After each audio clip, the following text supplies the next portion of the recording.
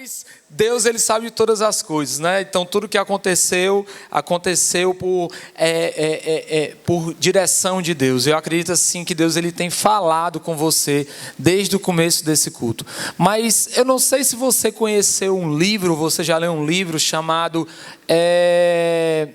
Em Seus Passos, o que Jesus faria, ou alguma coisa assim do gênero. Em seu lugar, o que faria Jesus, né? Em seu lugar, o que Jesus faria em seu lugar, no resumo da ópera, né? E aí eu parei para pensar um pouquinho, realmente, a gente sempre está procurando entender o que seria bom a gente fazer. Na realidade, todos nós, não sei você, mas a todo tempo nós estamos fazendo alguma coisa, sim ou não, gente? Sim ou não, gente? Quem está cansado diz um sim bem forte. Sim. Meu Deus, misericórdia. Eu quero declarar a força de Deus para a tua vida, fôlego divino, um reavivamento do espírito, da alma e do corpo, em nome de Jesus. Que você possa sair daqui saltitando aqui, chamas de fogo, em nome de Jesus. Mas eu quero te perguntar para você, eu não sei você, né? Mas eu, todo tempo estou fazendo alguma coisa. Todo tempo eu estou pensando, estou desenvolvendo alguma coisa, estou me reunindo, estou falando, estou ensinando.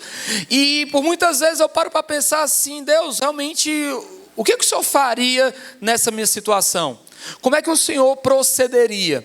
Só que hoje eu queria trocar o nome do livro. Se vocês me permitirem trocar o nome do livro, não do autor, né, do livro que eu quero falar, porque na realidade eu fiquei pensando o que Jesus ele desejaria, o que Jesus ele deseja para a minha vida, o que Jesus ele deseja para esse dia de hoje que você fizesse hoje, o que Jesus ele desejaria que você vivesse de uma forma bem prática. O que Jesus ele gostaria e desejaria que você fizesse todos os dias da sua vida? Eu acho engraçado porque essa é uma pergunta que a gente deveria fazer, porque quando a gente fala sobre o desejo de Deus, nós estamos falando sobre a vontade de Deus. Nós estamos falando sobre aquilo que Deus quer. E por muitas vezes o mundo, devido à religiosidade das pessoas e de algumas religiões, nós fomos levados, e outras gerações também anteriores à nossa, foram levados a meio que repudiar a religião, meio que repudiar o cristianismo. Porque ser cristão é chato, porque ser cristão é assim, e na realidade não tem nada a ver. Isso foi uma coisa impregnada por pessoas que na realidade não estavam vivendo a verdadeira religião, não estavam vivendo o verdadeiro relacionamento com Deus. E eu parei para perguntar assim para mim, o que é que Jesus ele realmente deseja para a minha vida e para a sua vida? E aí eu queria que você abrisse sua Bíblia aí, tá? Em Mateus capítulo 28, as últimas palavras ali de Jesus, praticamente, né? Quando ele esteve ali com seus discípulos, né? Na grande comissão, e Jesus ele fala algo muito grandioso, no capítulo 28 de Mateus, nos últimos 2 versículos, versículo 19 e versículo 20, diz assim as palavras de Deus, né? Jesus dizendo: portanto, vão e o que, gente? Façam discípulos de todas as nações, batizando-as em nome do Pai, do Filho e do Espírito Santo, ensinando-os a obedecer a tudo que eu ordenei a vocês, e eu estarei sempre com vocês até o fim dos tempos. E o primeiro entendimento que eu tenho daquilo que Jesus desejaria para mim e para você, é que ele deseja que nós sejamos discípulos dele.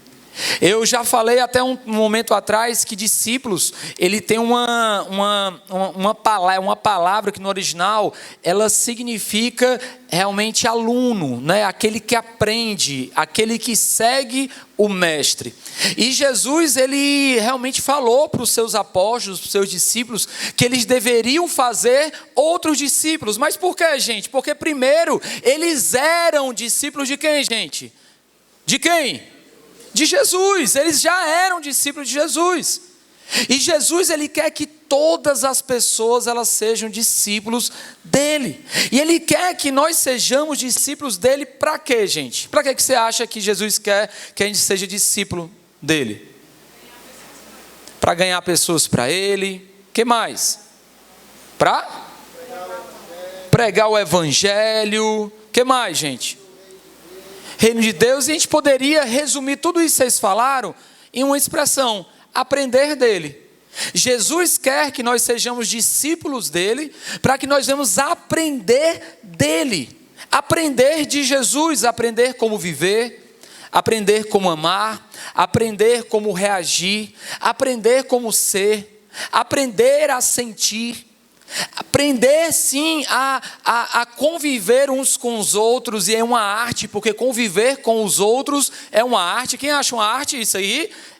Porque um pensa de um jeito, o outro sente da outra forma, aí você fala uma coisa, o outro interpreta da outra maneira, aí você vai se justificar, aí fica pior do que antes, aí o cara fica de mal de uma vez por todas, né? Por quê? Porque cada um tem uma cabeça, tem um jeito, e Jesus, ele simplesmente, ele quer que a gente aprenda dele. Para quê, gente? Para que a gente encontre descanso. E Deus, ele tocou muito a minha vida sobre isso. Por quê? Porque enquanto eu não aprender de Jesus, fala comigo assim: aprender de Jesus. Olha alguém para o teu lado e fala assim: aprenda de Jesus. Enquanto nós não aprendermos de Jesus, nós não vamos conseguir descansar com Jesus. Eu vou repetir: enquanto nós não aprendermos de Jesus, nós não vamos conseguir descansar com Jesus. E para mim isso é muito claro, porque todas as vezes que eu tentei me livrar da dor, me livrar da angústia, me livrar da ansiedade, me livrar dos medos, me livrar das dores da minha vida, as minhas estratégias foram todas por água abaixo. Na realidade, eu só consegui mesmo, Lucineide, por exemplo, descansar quando eu disse assim: olha, Deus, eu vou te entregar. E eu aprendi a entregar com Jesus. Quando Jesus entrega o seu Espírito na cruz do Calvário, ele me deu a maior aula sobre entrega. Ele tinha todo o poder para permanecer no corpo e para poder declarar tudo o que tinha e quiser ali, mas Jesus decide entregar o seu Espírito para consumar a obra redentora. Eu quero te dizer hoje que você nasceu para ser um discípulo. Fala assim comigo: eu nasci. Não, fala assim: eu nasci para ser um discípulo. E gente, discípulo é aquele que segue. A pergunta que eu quero falar hoje para você, quero fazer a você na realidade é: que nível de discípulo você está sendo? Com certeza eu posso dizer que você já tem um nível muito bom, porque você está aqui até 1 hora me ouvindo falar, então é porque você... Mas brincadeira, ninguém riu, gente, ninguém entendeu? Misericórdia. Mas enfim, eu quero dizer para você que só você estar aqui na igreja já demonstra muita coisa. Só que existem muitos detalhes na nossa vida que às vezes nós deixamos passar batido. Então, a pergunta aqui não é para constranger, Sara. A pergunta aqui não é, Cíntia, para poder dizer, acusar ou julgar alguém, não. A pergunta aqui é para que nós venhamos fazer uma autorreflexão e entender em que nível de discípulo nós estamos. E isso importa muito, porque existem os discípulos que viam Jesus de longe, entregando o pão para os discípulos mais de perto. Só que existiam os discípulos mais de perto, que pegavam o pão e o peixe nas mãos de Jesus para entregar aos discípulos mais de longe.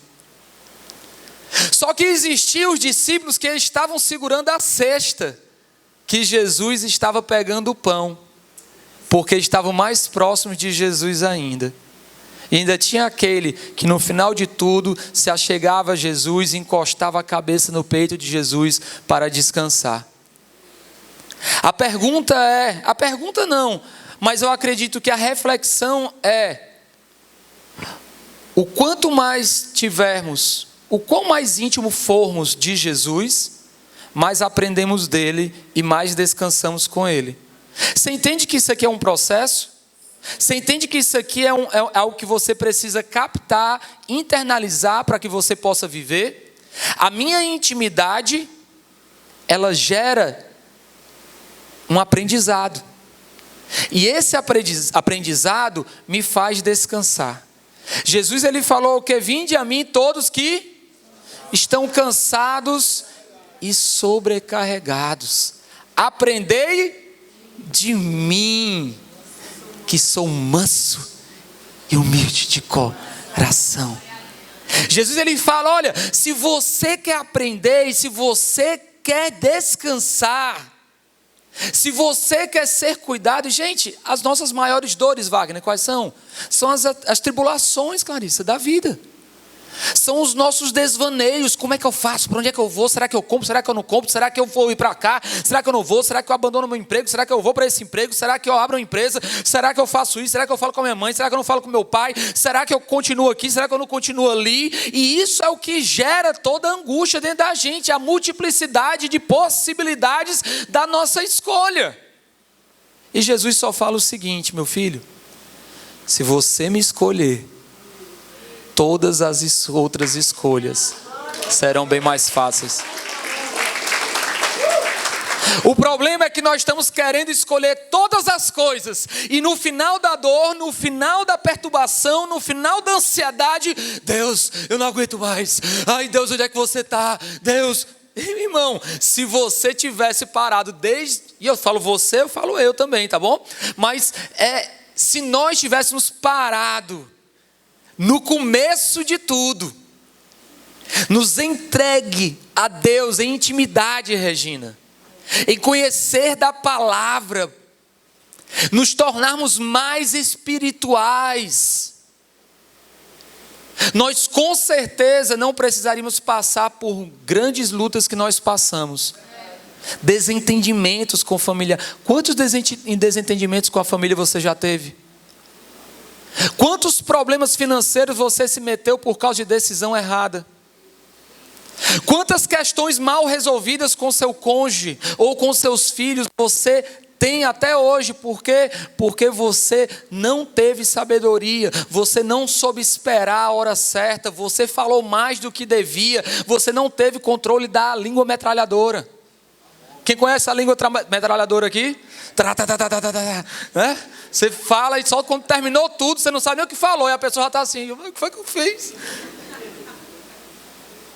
E Deus, Ele começa a ministrar através, fala comigo assim, intimidade. Não, fala com vontade, eu sei que você está cansado, mas eu já orei o reavivamento. Quem está reavivado aqui? Não, isso não é reavivamento não, isso é rebaixamento. Quem está reavivado aqui? Ei, mentira não é de Deus não, viu?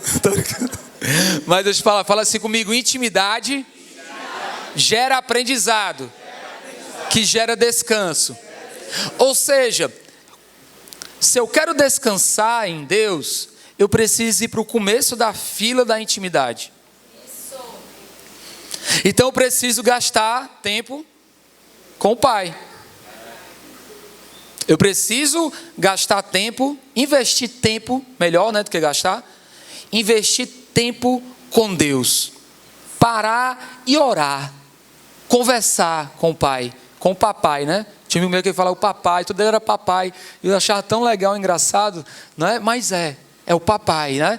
É aquela intimidade que você tem, diz assim, Deus, eu não preciso ter palavras bonitas, não. Eu não preciso ter palavras sublimes, não. Eu só quero rasgar meu coração aqui, ó. Ei, faz quanto tempo que tu não rasga o teu coração? Ei, faz quanto tempo que tu não chora na presença de Deus? Ei, faz quanto tempo que você não se rasga na presença de Deus e se derrama chorando, mas não de tristeza e desespero, mas é por causa da presença do Senhor na tua vida. Há quanto tempo, deixa eu fazer perguntas assim interessantes.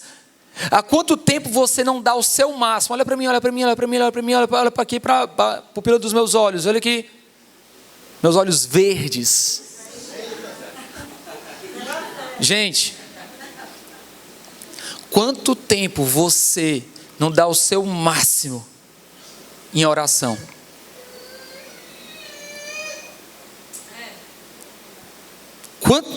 É sério, gente, é sério. Quanto tempo você não se joga e diz assim, irmão, esqueci o tempo. Vou trancar a porta do quarto aqui e jogar a chave.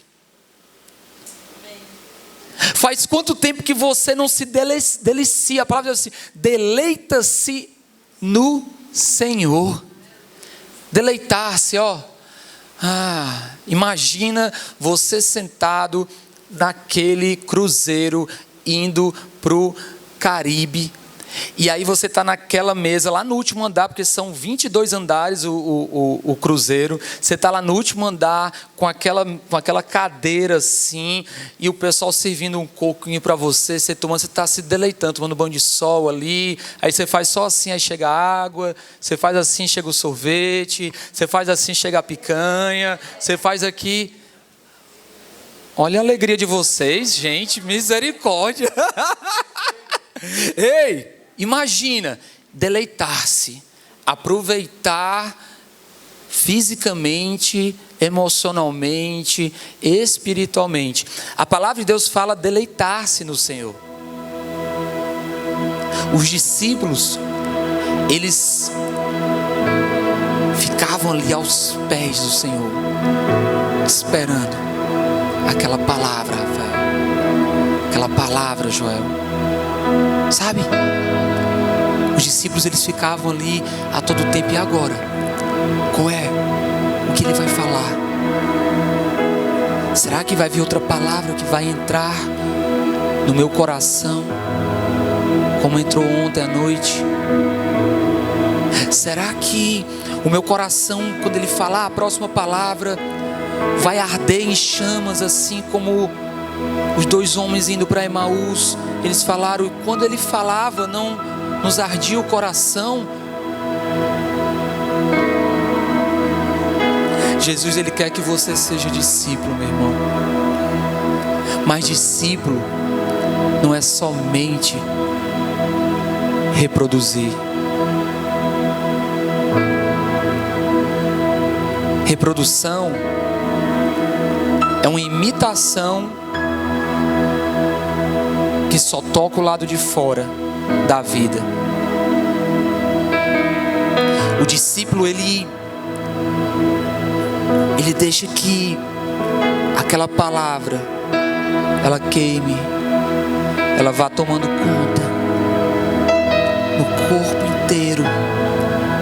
E aí ele começa a agir, porque é de dentro para fora. Jesus, ele também deseja, e eu vou encerrar com isso. Ele deseja que, na última parte do versículo, ele deseja que nós venhamos obedecer aos seus mandamentos, observar as suas palavras. A palavra de Deus fala lá, nesse mesmo versículo, ele fala assim, muito claro: ensinando-os a obedecer a tudo que eu ordenei a vocês.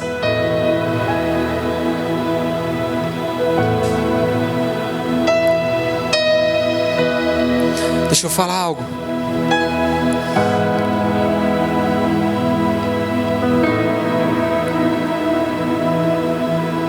Eu sempre fui assim, 8 ou 80. Ou eu era, ou eu não era, ou eu fazia, ou eu não fazia, ou era muito, ou era nada, ou estava tendo uma overdose, ou estava na santidade.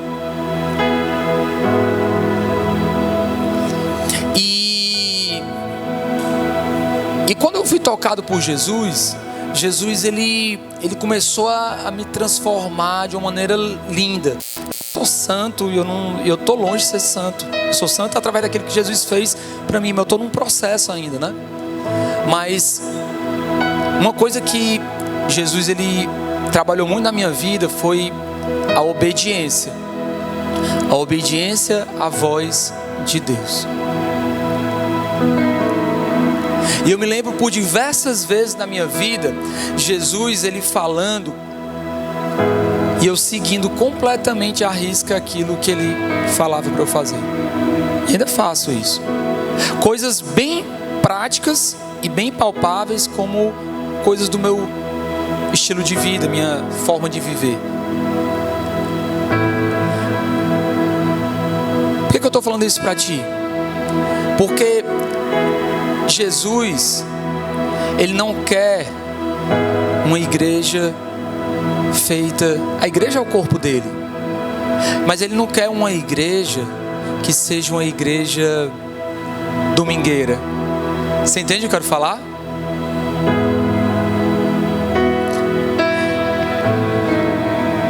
Gente, quando cai a ficha, você muda, sim ou não? Aí eu estava conversando com algumas pessoas aqui mais cedo e dizendo assim, cara, como é incrível. Como nós temos pessoas que servem aqui na igreja, discípulos. Eu estou falando de discípulos porque é voluntários, né? Tá certo? Como nós temos pessoas que são muitas vezes as mesmas, que servem sempre, em muitas coisas. É engraçado quando a gente olha no corpo de discípulos, no corpo de voluntários da igreja, geralmente 90% das pessoas que estão se movimentando, fazendo, indo, voltando, fazendo a igreja acontecer, são praticamente quase as mesmas pessoas. Está crescendo. Mas sabe qual é o meu sonho? É que a igreja despertasse. É que a igreja, ela cada vez mais, ela acordasse e dissesse assim, cara, isso aqui não é sobre somente eles, é sobre mim, porque eu sou o corpo de Cristo. Eu preciso fazer, mas não um convencimento. Eu não preciso te convencer, Cícero. Ah não, pastor, mas é porque eu já servi muito na minha vida e agora eu estou tendo um tempo sabático. Amém, meu irmão. Até quando vai ser esse tempo sabático seu?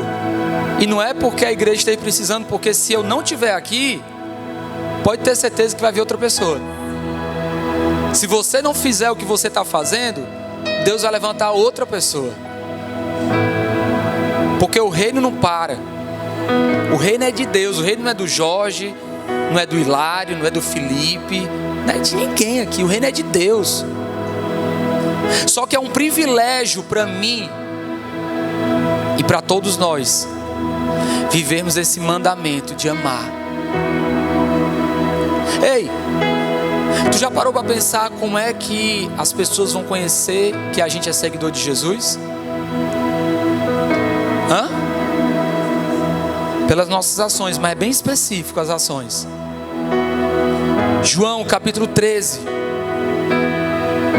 João 13, 34, 35. Fala assim, Jesus dizendo mais uma vez. Ele fala assim, João 13, 34, 35. Diz assim, ó. Um novo mandamento vos dou. Amem-se uns aos outros, como eu os amei. Vocês devem amar uns aos outros. Com isso, todos saberão que vocês são meus discípulos, se vocês amarem uns aos outros. Ei, não é tão segredo assim não, a gente viver o cristianismo. Pode ser não fácil, não é?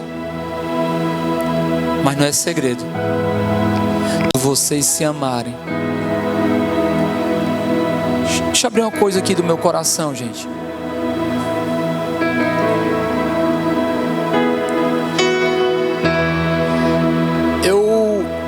Eu parei para pensar e eu disse assim, cara, a igreja, ela é formada por indivíduos, por pessoas.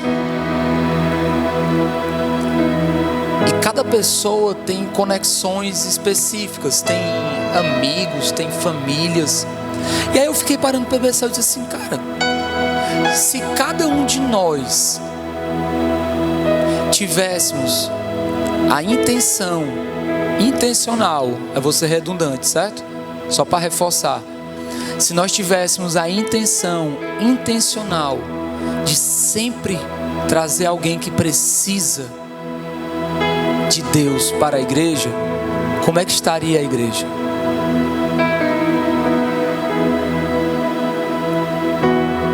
Você entende o que eu quero falar? Eu não sei se faz sentido para você. Para mim faz muito sentido. Se toda quarta e todo domingo a gente entendesse que é um ato de amor, dar oportunidade para alguém ouvir a palavra de Deus, ter seu casamento transformado, ter seus filhos transformados, entrar num vínculo saudável de pessoas, tudo bem, imperfeitas, mas um vínculo de pessoas que estão tentando acertar, como é que a igreja estaria? Gente, isso aqui é abertura de coração mesmo. É tipo dizendo assim, cara, nós que somos igreja, nós não podemos nos conformar. E gente, Deus conhece o meu coração como conhece o seu. Deus, meu irmão, Ele está sim querendo saber de quantidade e de qualidade de pessoas. Sabe por quê? Porque a palavra de Deus fala que Ele não quer que se perca nenhum. A palavra de Deus, Ele tem uma parábola que Ele fala que o cara que tinha 100 ovelhas deixou as 99 para poder buscar a 100ª. Ele está falando de quantidade. Quantidade significa número de pessoas salvas, número de pessoas transformadas. E aí eu encerro aqui dizendo que no dia que eu entendi que a minha vida começava a se resolver, quando eu parava de me preocupar somente comigo, foi que minha vida deu a guinada.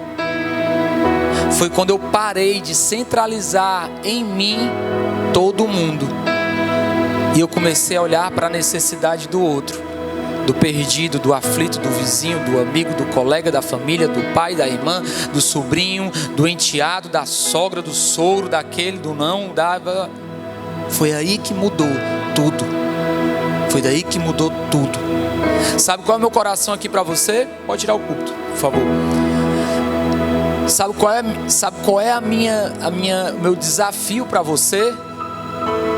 Que nós sejamos esse grupo de pessoas que ouviu essa palavra aqui e não deixou a palavra cair à beira do caminho e os pássaros comerem, e nem deixou que essa palavra caísse por entre as rochas para que não criasse raízes profundas, e muito menos deixou com que as adversidades da vida sufocassem essa semente e impedisse o seu crescimento. Mas a minha oração é que essa palavra de avivamento, essa palavra de transformação, essa palavra de mudança de mentalidade, mudança de postura, ela seja tão real na minha vida e na sua vida, que nós nunca mais consigamos chegar, entenda, na igreja sem ter pelo menos dado o nosso máximo de chamar alguém, trazer alguém. Sabe por quê? Porque isso mostra que eu me importo. Fala assim, eu me importo. Não, fala assim, eu me importo. E se você se importa, meu irmão, eu queria que você ficasse de pé aqui nesse momento, porque eu quero orar por você e quero orar por mim. Quero orar para que a gente possa realmente sair das 4 paredes. Ei, gente, sair das 4 paredes. Ei, sair das 4 paredes. Ei, tem muita gente sofrendo lá fora. Tem gente da sua família sofrendo. Sim ou não, gente? Sim ou não, gente? Por que não está aqui? Você chamou? Você insistiu? Tudo bem se já, claro que pode. Mas será que tem outro que não? Ei, qual é a nossa, entenda, gana? Porque às vezes nós somos muito ávidos, muito propensos, inclinados para o dinheiro, porque eu preciso sobreviver, e aí me justifica gastar todo o meu tempo, minhas habilidades, minhas estratégias para conseguir. Ei, meu irmão, tem mesmo. Dinheiro é importante, é importante, dinheiro é importante, sim ou não, gente? Sim, é importante, eu sobrevivo dele, tu sobrevive dele. Temos que correr atrás do dinheiro, mas não é tudo. A minha questão aqui é o grau de prioridade que a gente dá a todas as coisas. É quando eu paro para poder pensar e dizer assim, cara, será que eu realmente estou dedicando a minha vida? Será que eu estou? Se você está, glória a Deus, continue. Se você não está, é hora de começar. Mas será que eu estou dedicando a minha vida para alcançar aquele que não foi alcançado? Será que eu estou aqui para poder mudar alguma coisa? Meu irmão, você é um canal de Deus. Ei, você é um instrumento de Deus. Ei, você é boca de Deus. Ei, você é, meu irmão, você foi chamado por Deus para um propósito, com um propósito. Você foi chamado para poder mudar uma geração. Você foi chamado para mudar a realidade de vidas. Você foi chamado para trazer luz, para trazer vida, para trazer transformação, para trazer cura. Você foi chamado para orar por pessoas e as pessoas serem curadas. Você foi chamado, você foi chamada para sentar com casais que estão à beira de separar e com aquela palavra que Deus te dá, eles voltarem e serem o melhor casal desse mundo. Você foi chamado para ajudar o perdido. Você foi chamado para cuidar do caído. Você foi chamado para tocar o rico, o pobre, para tocar o doente, o sadio, para ir sim de encontro à necessidade de pessoas. Pessoas clamam pela sua vida. Pessoas estão esperando pelo teu sim. Pessoas estão esperando pelo teu sim. Pessoas estão esperando por um discípulo do Senhor. Pessoas estão esperando para que um discípulo do Senhor venha distribuir o pão, venha distribuir o peixe. Pessoas estão esperando por tua mão estendida. Pessoas estão esperando por um convite que elas nem mesmo sabem que querem. Pessoas estão esperando serem tocadas pelo céu, serem tocadas por Deus, através das tuas mãos, através das tuas palavras, através do teu comprometimento, através de tudo aquilo que Deus te deu e colocou dentro de você. Oh Deus, em nome de Jesus, inunda a tua igreja com um propósito sobrenatural, Deus. Deus, inunda a tua igreja, Deus, com a vontade, Deus, de propagar o teu reino. Oh Deus, inunda a tua igreja, Deus, e levanta verdadeiros homens e mulheres de Deus, que são, Deus, dispostos, que são corajosos, que são audaciosos, que não têm vergonha de pregar o teu evangelho. Oh Deus, em nome de Jesus, enche a tua igreja com teu Espírito Santo. Ah Deus, o Espírito que convence do pecado, da justiça e do juízo, o Espírito de amor, o Espírito da fé, Deus. Oh Jesus, enche-nos, Deus, como naquele dia em Pentecostes, quando tu desceste, Deus, através, Deus, de chamas, labaredas de fogo, Deus, labaredas de fogo, Deus, labaredas de fogo.